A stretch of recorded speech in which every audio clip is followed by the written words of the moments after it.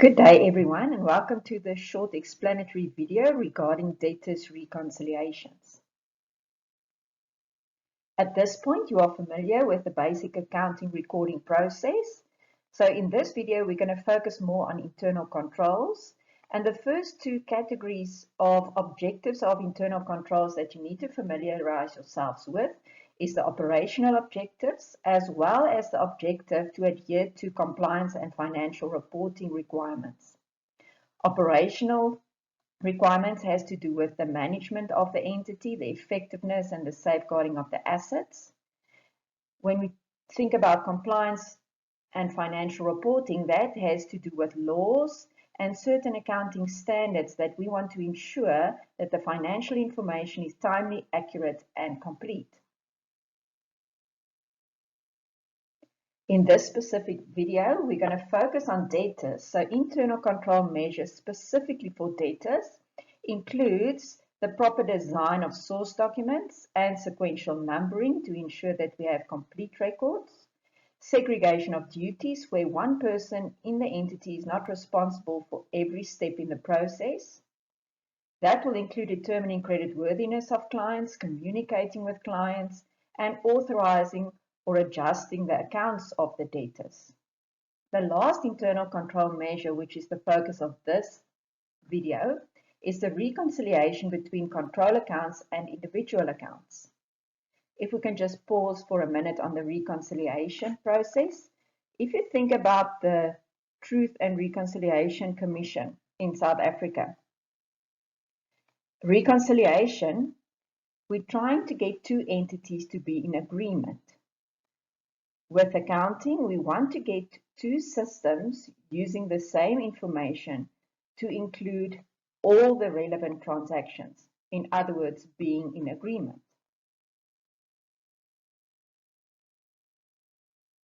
In the accounting process, you are used to a transaction occurring and capturing the data for the transaction on a source document, which is then captured on a daily basis in the general journal. And flowing from the general journal, we'll have a posting in the general ledger to the control accounts. This is the one system.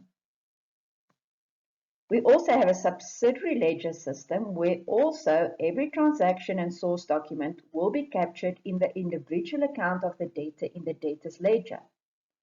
At the end of the month, when we compile our control account, we will also compile a list of individual debtors' accounts. The timing of this is important for you to understand where and when mistakes can occur and how to correct them. On the transaction date, the information will go to the general journal as well as the individual account of the debtor. At the end of the month or end of every 2 weeks, this is to the discretion of management, we will have a posting in the one system to the control account, so that's total information.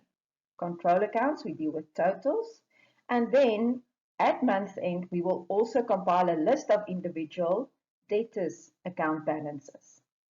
In the perfect world, if everything went according to plan, these two systems will give us the same result. Let's just have a look. For Sunshine Traders, in our debtors control account at the end of January, we had a balance for the control account of 8,620. This is the one system. We also kept track of the information in the debtors ledger per debtor, individual debtor, and when we compile the list of debtors at the end of the month, you will see that they also end up with a total of the list of 8,620. But now we're all humans, and this is not always the case. In a reconciliation process where we're trying to determine whether these two systems are in agreement, we start off in step 1 by comparing the balance of the control account with the total of the individual accounts. In step 2, if we identify differences, we need to identify where these errors took place. Step 3 is to calculate the new balance of the control account And in step 4, we calculate the new total of the list of individual accounts, which should now be in agreement. In step 2, if we think about typical errors that can occur, an error could have been made in the general journal, the first book of entry. So we'll have to decide if the mistake was made in the journal, where will we have to fix this mistake? A mistake could have occurred during the generation of a report. Remember, that is in our first system where we want to take total information of, let's say, the total sales to debtors to the debtors control account.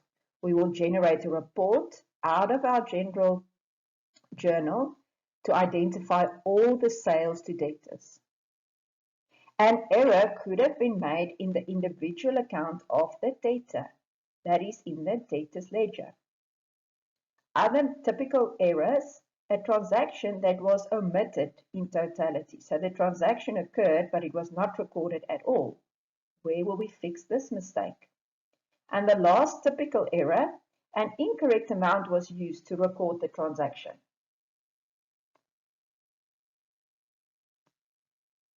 We have three options. These errors can be fixed in the control account in the general ledger only. That's normally if a mistake was made in a total of a report or during the posting process to the general ledger control account. Our second option is to fix the error in the detailed account of the debtor in the debtors ledger only.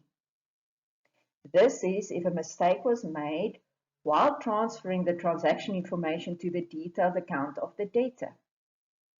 Our last option would be to fix the error in both the control account and the detailed account.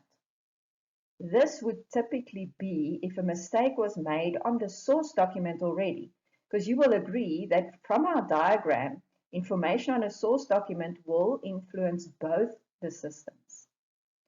Let's see whether you understand fixing these errors. If an invoice issued to M. Kluter was found in the top desk drawer of the accounting clerk, no entry was made for this transaction. Where will we have to fix this mistake? Do we fix it in the control account only? Do we fix it in the debtors ledger detailed account only? Or do we need to fix this error in both the control account and the detailed account? Quickly think about that.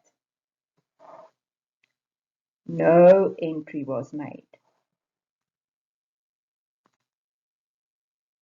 Correct. This error will have to be fixed in both the control account and the detailed account. As this transaction was omitted, so we have no recollection of it, we'll have to fix it in both these systems, in both the control account and the individual account. Last attempt. A credit note issued to S. Besaidenout was entered on the debit side of the detailed account of S. Besaidenout. Detailed account. Where will we fix this mistake? In the control account only? In the detailed account of the debtor only? Or will we fix this mistake in both the control account and the detailed account? As this mistake was made when we transferred it to the detailed account of the individual debtor, the only fixing, the only reconciling entry that we will need would be an adjustment to the list of the individual account balances. I trust that you will find this informative, and I'm looking forward to see you again for another video recording to explain some theory.